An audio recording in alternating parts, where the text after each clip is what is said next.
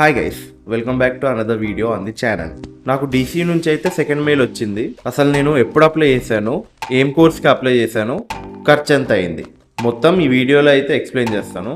To summarise things, నేనైతే డీసీయూకి application send చేయడం స్టార్ట్ చేసింది ఫ్రమ్ January 8th. నేను అప్లై చేసిన కోర్స్ ఏమో MSc in computing with data analytics as major.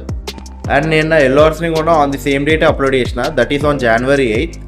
ఈ పర్టికులర్ యూనివర్సిటీకి నేను ఎందుకు అప్లై చేసిన అని చెప్పి ఆల్రెడీ ఒక వీడియోలో అయితే ఎక్స్ప్లెయిన్ చేశాను. ఆ వీడియో లింక్ని నేను పైన ఐ బటన్లో అండ్ కింద డిస్క్రిప్షన్లో కూడా ఇస్తాను. మీకు ఇంట్రెస్ట్ ఉంటే వెళ్ళి చెక్ చేయండి.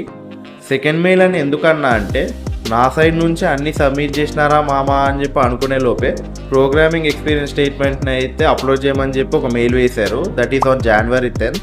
అండ్ నేనైతే ఆ స్టేట్మెంట్ని on the same date, that is on January 10th upload చేశాను. నేను ఆ స్టేట్మెంట్ని ఎలా క్రియేట్ చేశానని చెప్పి ఆల్రెడీ ఒక వీడియో అయితే చేసి పెట్టాను. ఆ వీడియో లింక్ని నేను పైన ఐ బటన్లో అండ్ కింద డిస్క్రిప్షన్లో ప్రొవైడ్ చేస్తాను. ఒకవేళ మీకు ఇంట్రెస్ట్ ఉంటే వెళ్ళి చెక్ చేయండి. అప్లికేషన్ని సెండ్ చేయడానికి అయితే నాకు ఎలాంటి ఫీ పడలేదు, ఎందుకంటే మా కన్సల్టెన్సీ వాళ్ళ దగ్గర ఫీ వేవర్ కోడ్స్ ఉన్నాయంట అప్లికేషన్ సెండ్ చేయడానికి. సో నాకు ఫ్రీ కాస్ttోనే ఈ అప్లికేషన్ అయితే సెండ్ చేశారు యూనివర్సిటీకి. అప్లికేషన్ ఫీ వేవర్ కోసం అయితే నేను కొన్ని టిప్స్ ఎక్స్ప్లెయిన్ చేస్తూ ఒక వీడియో అయితే చేశాను. ఆ వీడియో లింక్ని నేను పైన ఐ బటన్లో అండ్ కింద డిస్క్రిప్షన్లో కూడా ప్రొవైడ్ చేస్తాను. ఒకవేళ మీకు ఇంట్రెస్ట్ ఉంటే వెళ్ళి చెక్ చేయండి. ప్రోగ్రామింగ్ లాంగ్వేజ్ ఎక్స్పీరియన్స్ స్టేట్మెంట్ని నేను అప్లోడ్ చేసిన తర్వాత నాకైతే ఎలాంటి అప్డేట్ రాలేదు యూనివర్సిటీ నుంచి. నాకు ఐడియా ఉన్నంత వరకు అయితే ప్రోగ్రామింగ్ ఎక్స్పీరియన్స్ స్టేట్మెంట్ వచ్చేంత వరకు వాళ్ళైతే మన అప్లికేషన్ని పక్కన పడేశారు రివ్యూ చేయకుండా. అది వచ్చిందో చూద్దాంలే అని చెప్పేసి. అది వచ్చిందని తెలిసిన తర్వాత ఆ పక్కన పడేసిన అప్లికేషన్ని తీసుకొచ్చి మళ్ళీ ఫస్ట్ నుంచి అంతా రివ్యూ చేసి ఉంటారు. సో వాళ్ళు మొత్తం అప్లికేషన్ని రివ్యూ చేసిన తర్వాత అయితే నాకు ఒక మెయిల్ వేశారు, that is on 24th January. ఆ మెయిల్లో నాకైతే కండిషనల్ ఆఫర్ వచ్చిందని చెప్పి ఉంది సబ్జెక్ట్లో. సో వాళ్ళు మెన్షన్ చేసిన కండిషన్స్ ఏంటంటే నా డ్యూలింగో స్కోర్ కార్డ్ని సబ్మిట్ చేయమని చెప్పి అన్నారు. అండ్ నా బ్యాచిలర్స్ డిగ్రీ కూడా కావాలని చెప్పి మెన్షన్ చేశారు. డ్యూలింగో టెస్ట్ నేను అప్లికేషన్స్ని సెండ్ చేసిన టైంకి ఇంకా అటెండ్ అవ్వలేదు.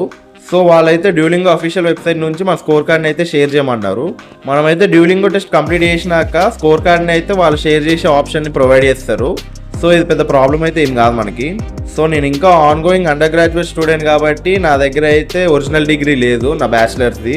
సో వీళ్ళకైతే ఇనిషియల్ డిపాజిట్ కింద ఒక 500 euros అయితే పే చేయమన్నారు to accept their offer. And నాకు ఆఫర్ని యాక్సెప్ట్ చేయడానికి February 7th వరకు అయితే డెడ్ లైన్ ఇచ్చారు. Feb 7th లోపు 500 euros డిపాజిట్ చేస్తే నా సీట్ కన్ఫర్మ్ అవుతుంది DCUలో. లేకపోతే నేను మళ్ళీ అప్లికేషన్ని ఫస్ట్ నుంచి స్టార్ట్ చేసుకుంటూ రావాలి. ట్యూషన్ ఫీ అయితే 25,000 euros ఉంది. అంటే మనం దాన్ని INRలో కన్వర్ట్ చేసుకుంటే అప్రాక్స్ ఒక 22 lakhs వరకు వెళ్తుంది. అండ్ మనకైతే వీళ్ళు 5,900 స్కాలర్షిప్ని ప్రొవైడ్ చేశారు. INRలో కన్వర్ట్ చేస్తే 5,31,000 అయింది.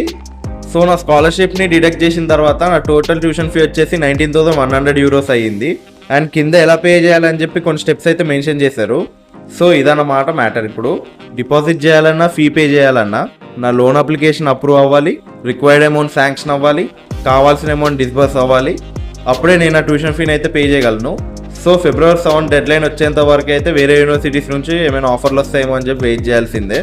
In the meantime let's wait for other offers. సరే మరి వెళ్తా, బాయ్.